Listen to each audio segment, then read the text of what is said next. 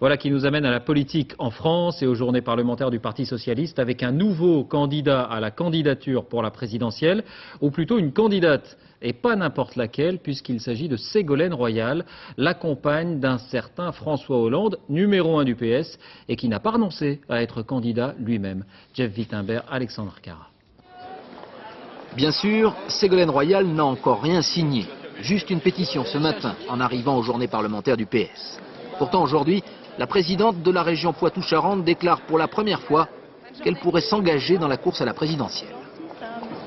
C'est pas parce que je suis une femme qu'il faut que je fasse preuve de fausse modestie ou de langue de bois. Et donc oui, c'est une hypothèse parmi d'autres, mais c'est trop tôt pour le dire puisque les candidatures ne seront déposées que dans un an. Il y aura peut-être la vôtre alors. On verra. C'est possible. C'est pas impossible. Merci Bon pour ton joli anniversaire, cadeau, hein. Ségolène. Et si aujourd'hui en prime, c'est l'anniversaire de Ségolène Royal, ce n'est pas un cadeau en revanche pour le PS, un parti qui n'arrive plus à dénombrer les candidats plus ou moins déclarés. Après Jack Lang, Dominique Strauss-Kahn n'aura pas fait mystère de ses intentions pendant ces 2 jours. On verra quel est le socialiste ou la socialiste le mieux apte à porter ses couleurs. J'ai bien l'intention de faire en sorte qu'elle soit moi. Laurent Fabius a la même intention, on le sait. Dans une ambiance un peu étrange hier soir, il s'est retrouvé à la table de son rival François Hollande, qui lui-même n'a rien exclu. François, Ségolène, Jack.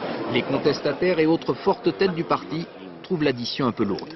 Moi j'ai adhéré à un parti où les empoignades idéologiques sont vives, mais au moins on a la dignité du débat d'idées. Ça ne peut pas être un concours de beauté entre les personnes.